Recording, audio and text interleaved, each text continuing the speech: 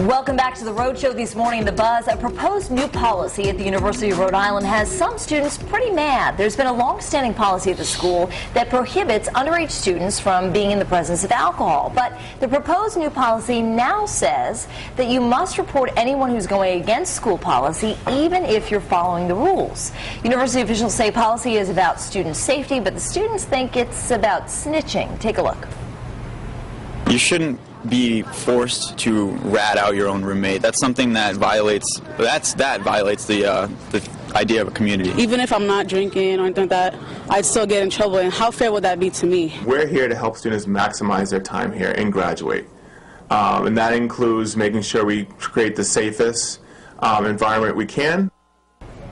All right, so here's the question now. Do you guys think that students should be in charge of policing students? I think I can kind of maybe speak for Vince when I say if these guys start, maybe. Well, you got the old school mentality. So if these kids start ratting each other out, it's going to lead to even more problems because some kid's going to rat out a bunch of his buddies, or maybe not buddies, just other students, and they're going to see this kid by himself one day, and there's going to be fights. This has bad news written all over it. This is a double-edged sword, and I can see both sides. We've all reported on students who have drank too much and have died of alcohol poisoning, too many. who have been drunk and fallen off of porches and have died. I get what the school's trying to do. But on the other side, how are you going to be able to function?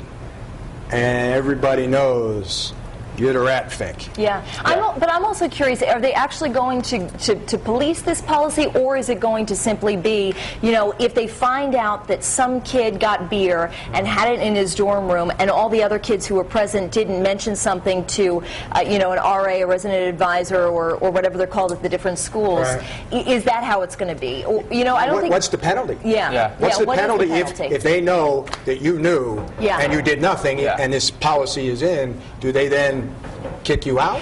It's almost like, it's almost like what planet do these people live on that came up with this rule? Do you really think a bunch of kids are going to be sitting around at a party and one kid's going to run to somebody well, and if these are your friends who you're hanging out with who are drinking anyway, it's not like you're going to... What you would hope that would happen is that you can start some sort of educational program, in my opinion, where you can get the kids who may not be drinking and see somebody who is, pardon the French, blotto, and try to get a hold of them and say, listen, you've had enough. You're coming with me. I'm going to get you home safely. Yeah. You know, and I think what they're trying to do, I didn't drink until I was 21, and I did see that there was a real culture of, because I didn't drink, I was a target. And so I think what they're trying to do is they're trying to foster an environment where there's a reverse peer pressure. The problem is alcohol in our society, in our colleges and high schools, is so pervasive that this kind of policy isn't going to shift and make it a reverse, you know, a reverse peer pressure situation. It really is going to take parents not buying their kids alcohol, saying, listen, the drinking age is 21.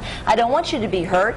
And quite frankly, for me, the whole big deal was, I don't want you to think that my personality of being outgoing and everything like that is because I have a beer bottle in my hand. You know, my problem is I think, in a way, the university is trying to shrug the responsibility onto another student to police drinking on campus.